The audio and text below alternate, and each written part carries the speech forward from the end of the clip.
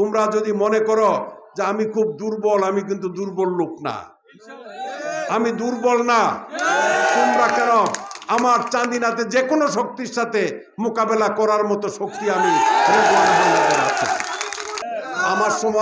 আমার সমান শিক্ষা দীক্ষা নাই, আমার সমান অভিজ্ঞতা নাই, আমার সমান যোগ্যতা নাই, আমার সাথে তুলনা করার মতো তাদের মাঝে কোনো কিছু নাই।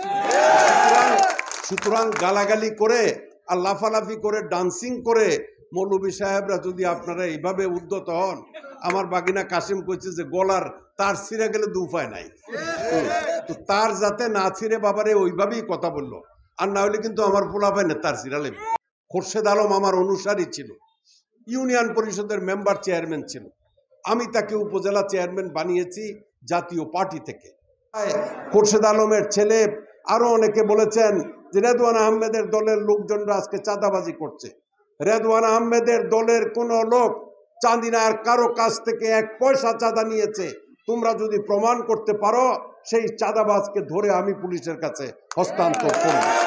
তবে আমি শুনেছি তোমরা বিভিন্ন জন থেকে বিভিন্নভাবে লক্ষ লক্ষ টাকা চাঁদা আদায় করেছো, এবং এখনো বিভিন্ন জায়গাতে তোমাদের বিএনপির লোকরা চান্দিনা উপজেলার বিভিন্ন জায়গায় চাঁদা আদায় করছে, এবং সরকার পতনের পরে সবচেয়ে বেশি চাঁদাবাজি বিএনপির লোকরা বাংলাদেশের বিভিন্ন জায়গাতে করেছে, এবং তারেক রহমান সাহেব সেই কারণে তাদের বিরুদ্ধে ব্যবস্থা গ্রহণ করেছেন।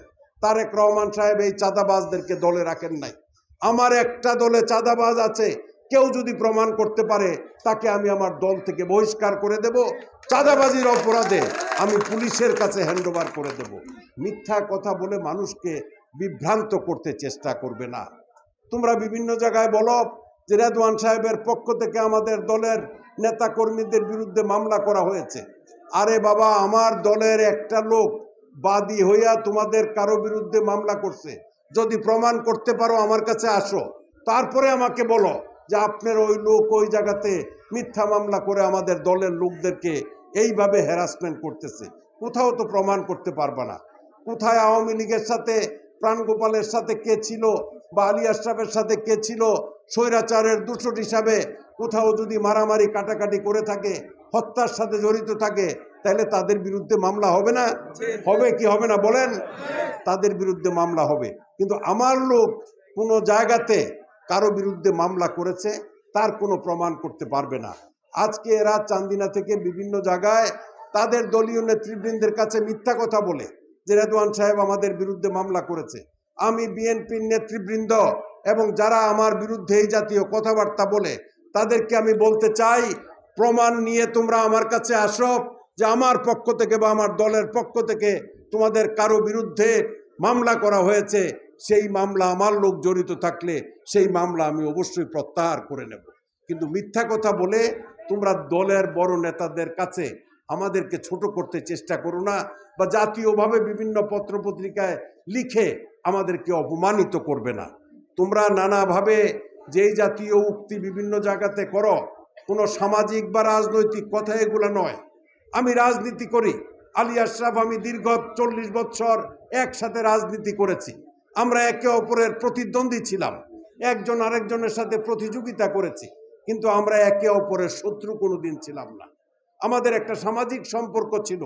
বিএনপির প্রতিষ্ঠাতা আমি, বাংলাদেশের যুব দলের প্রতিষ্ঠাতাদের মধ্যে 7 জনের মধ্যে একজন আমি। তোমরা আমার ছেলে সন্তান থেকেও ছোট, কথাবার্তা একটু লেবাসের সাথে বলো।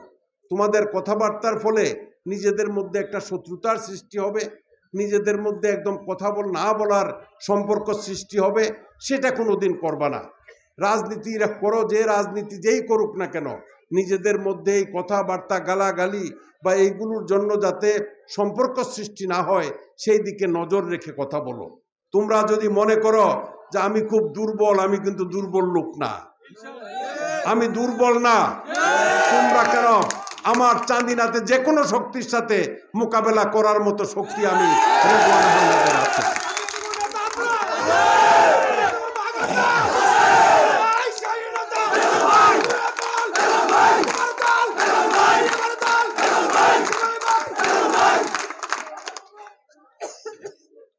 কারণ আমি রেদওয়ান আহমেদ প্রমাণ করেছি, ব্যক্তি রেদওয়ান হিসাবে 91-তে নির্বাচন করে আওয়ামী লীগ বিএনপি দুইটা দলকেই আমি পরাভূত করে সংসদ সদস্য নির্বাচিত হয়েছি। চান্দিনার মানুষ আমাকে ভালোবাসে। আমি চান্দিনাতে 3টা কলেজ, 7টা হাই স্কুল, 2টা গার্লস হাই স্কুল এবং 50টির মতো প্রাথমিক বিদ্যালয় চান্দিনার বিভিন্ন জায়গায় প্রতিষ্ঠা করেছি। আজকে যারা বড় বড় কথা বলে 1 শতক জায়গা দিয়ে তো বাড়ির কাছেও একটা মক্তব তৈরি করে নাই, করছে? খোরশেদ আলম আমার অনুসারী ছিল, ইউনিয়ন পরিষদের মেম্বার চেয়ারম্যান ছিল। আমি তাকে উপজেলা চেয়ারম্যান বানিয়েছি জাতীয় পার্টি থেকে। কাশেম এইগুলো বলেছে, এগুলো আমি বলতে চাই না। আমি তাদেরকে তৈরি করেছি, আমার কর্মী হিসাবে তারা বিভিন্ন জায়গায় প্রতিষ্ঠিত হয়েছে। আজকে যদি মনে করে উস্তাদ উনকা উস্তাদ হয়ে গেছে, আমার থেকে বড় নেতা হয়ে গেছে, সেটা তো হইতে পারে নাই। আমার সমান শিক্ষা দীক্ষা নাই, আমার সমান অভিজ্ঞতা নাই, আমার সমান যোগ্যতা নাই, আমার সাথে তুলনা করার মতো তাদের মাঝে কোনো কিছু নাই। সুতরাং গালাগালি করে আর লাফালাফি করে ডান্সিং করে মৌলভী সাহেবরা যদি আপনারা এইভাবে উদ্যত হন, আমার বাগিনা কাশিম কইছে যে গলার তার ছিঁড়ে গেলে দু উপায় নাই, তো তার যাতে না ছিঁড়ে বাবারে ওইভাবেই কথা বললো, আর না হলে কিন্তু আমার পোলা পায় না তার ছিঁড়ালে, বুঝছো না? একটু টুয়াই দিলে গড়তে বাড়িতে পারত না। কিন্তু আমি টুয়াই না, কারো উপরে অত্যাচার অবিচার করে রাজনীতি করা যায় না।